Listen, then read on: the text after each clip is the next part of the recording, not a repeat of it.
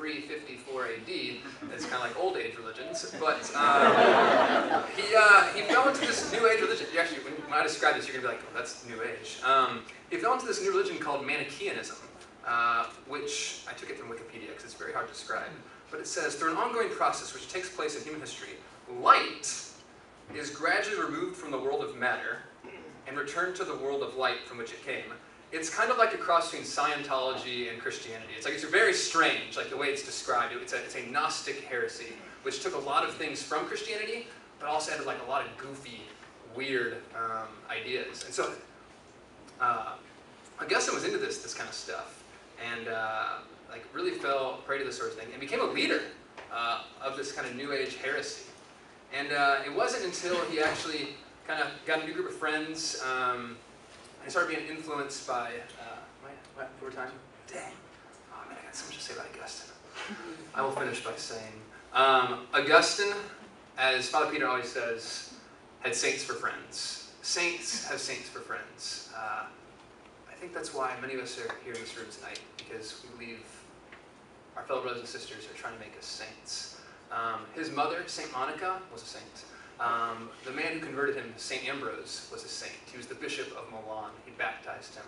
I guess I'll end by saying, why should we as college-age men and women look up to him like St. Augustine? He was the patron of brewers. College people like beer. Patron of printers, theologians. The alleviation of sore eyes. I like to think that means people that stay up too late cramming for a test and have sore eyes the next morning.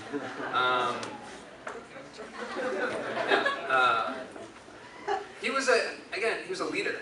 He led his fellow college students first into heresy and then back into the Christian faith. I think something we all have an opportunity to do if we've ever led friends kind of astray or into sin. We have that chance to turn back and lead them to Jesus Christ. I will end with a quote from St. Augustine.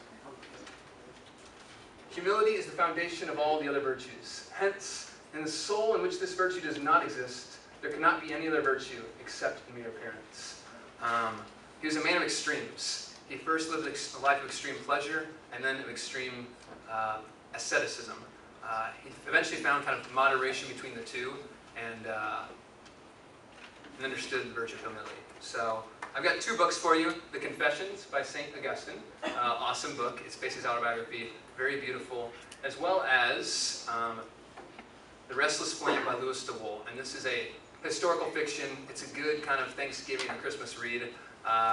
It's 250 pages, but it's like, reads quick. So, I recommend it. St. Augustine, yeah. Thanks, Kevin. Our next saint, her favorite food is caramel.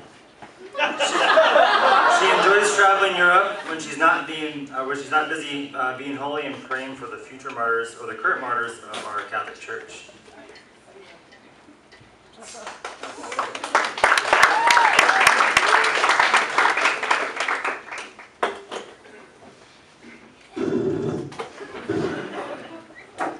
All right, so I picked Edith Stein. She's one of my favorite saints. I have to say that Craig actually stole my all-time favorite, Pierre Georgia, but I let him have it since he looks a little bit more like Pierre Georgia. Someone like Pierre Georgia I just love because he's so different than me. Like, he's this prankster and a daredevil and real athletic and super extroverted, so there's a certain complementarity there. But Edith Stein, I read her biography last year and I was just blown away. And I felt towards Edith a certain kinship, like we were similar. We had a lot of similar interests, and I felt like she could be my friend and that I could learn a lot from her. She was a very gentle woman and very maternal and took care of the people around her. She was also just a very strong woman. So I just thought I want to aspire to be like her. So what is Edith's story? She was born in Germany in 1891. She was the last of 11 children, and she was born into a devout Jewish family. One theme that ran through her life was just a real integrity to the truth. So she was a truth seeker. And if she came to understand that something was true, she would conform her life to it. And just a beginning example was she was very precocious. And when she was 13, she decided, she became convinced really intellectually that God did not exist. And obviously a faulty conclusion, but she was a truth seeker. So she was true to what she perceived reality. She became an atheist at the age of 13. So she was a real thinker. Eventually, she became the first, one of the first women to be accepted into university studies in Germany. She was brilliant, and she studied with Europe's best philosophers at the time. She became a student of Husserl, who's the father of the phenomenological movement. She had classmates like Martin Heidegger. So she was really up there in her field. During that time, she came in touch with Christian intellectuals, and she started to become exposed to Christianity, and a conversion process began. When she was 30 years old, she was spending the weekend with some friends, and they all went out, and she decided to stay in, and she walked into their library, and she just picked up a random book, and it happened to be St. Teresa of Avila's autobiography.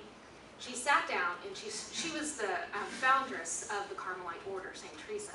She started reading this autobiography, and it was a page turner for her. She couldn't put it down. She stayed up all night long. In the morning, she said, "This is the truth." She went out and bought herself a catechism and started studying for baptism and to be received into the Catholic Church. So again, it's just that, radical change, this, if this is the truth, then I'm going to pursue it. Because she was a woman, at the time they didn't allow women to be professors, so she started to teach girls, young girls, and she became a very popular speaker. She was one of the first feminists, actually, and she would travel around giving talks, advocating for education for women and for careers for women. Eventually, the Nazis blocked her from teaching and speaking because she was Jewish. And at that time, she had had a desire to join the Carmelites for a long time, and she finally decided that was the time. And for her, it was a time of real joy. I think she was probably 40 by now. She said, "I've never laughed so much during my whole life as I have during my formation as a Carmelite nun." And she was known as someone who laughed a lot. She actually would laugh so much she would be crying a lot of the time. So she is a very joyful person. But at the same time, things were getting very serious.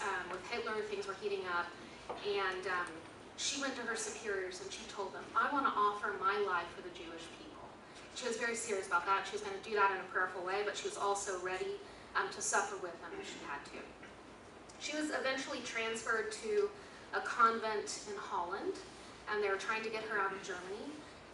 And there's a great story. They were obliged to check in with the Gestapo somewhat periodically, and she went into the center to check in, and the agent looked at her and said, "Heil Hitler," and she was supposed to respond in kind, of course. She just looked at him and she said, "Praise be Jesus Christ."